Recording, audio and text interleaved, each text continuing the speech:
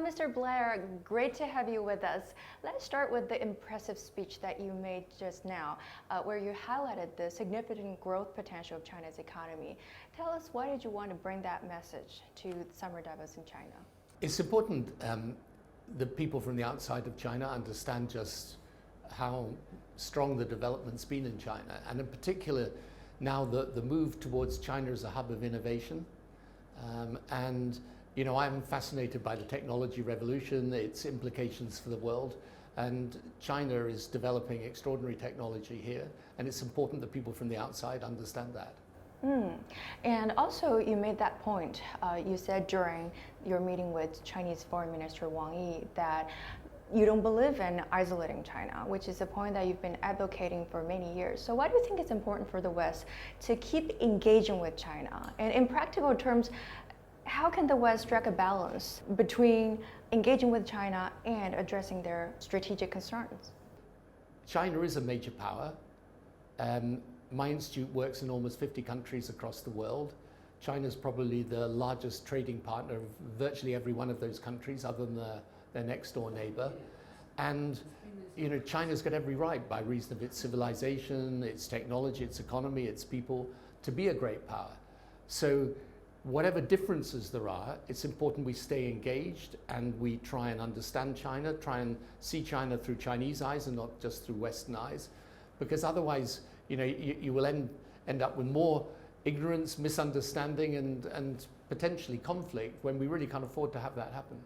And now let's talk about your institution, where you've continued to advocate for more pragmatic and practical solutions to global challenges. And in that spirit, given the current mix of economic ties and geopolitical tensions between China and the UK, how, from your perspective, should both sides separate their disagreement from opportunities, especially in those emerging areas like green economy, artificial intelligence, etc.? Yeah, so there's lots of areas that the green economy is one. I mean, China is the largest producer of electric vehicles, I think the largest investor in renewable energy. The UK's got a big interest in renewable energy. The world's got an interest in tackling climate change. Then artificial intelligence. After America and China, you know, UK's got a claim to be the third. UK universities are amongst the best in the world. So there's lots that we can do together, and it's important, therefore, you know, whatever the differences are going to be, and there will be differences, that we keep that strong level of engagement. You know, I'm very happy when we have Chinese young people coming to the UK to study. I think that's good. I'd like to see more come the other way, because you know, these people-to-people contacts are every bit as important as government-to-government. And now let's talk about China-EU ties, because this year marks the 50th anniversary of the diplomatic ties between China and EU. So how do you view the current EU's approach of framing China as partner, competitor, and even systemic rivalry? China and the European Union, I mean, they have hundreds of billions of dollars worth of trade between them. So you know, this really matters to people in Europe and in China. There are jobs dependent on it, there's living standards dependent on it. And you know, Europe's single market is the largest commercial market in the world, or you know, up there with the very biggest markets in the world. So you know, there's a lot we can do together, should do together. And even Britain being outside of the European Union formally, I mean, obviously we still have a great interest in what happens in Europe. And looking ahead into the next 50 years, what do you think will be the core pillars of China-EU ties? Will it be like climate change, artificial intelligence collaboration? What do you think? I hope we can get an understanding on what the framework for regulating artificial intelligence is. That includes, I would like to see America and China and Europe come together more on that. Secondly, in relation to climate change, the problem of the climate changing was created by the developed world. But now the emissions are obviously happening principally in the developing world, including China and that, India, Southeast Asia.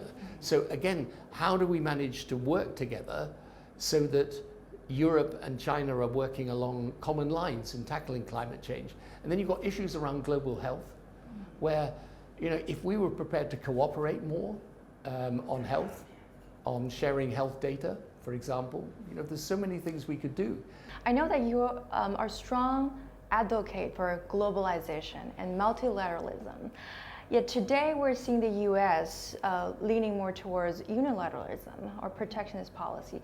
What's your take on that? What kind of role do you think China and Europe should play?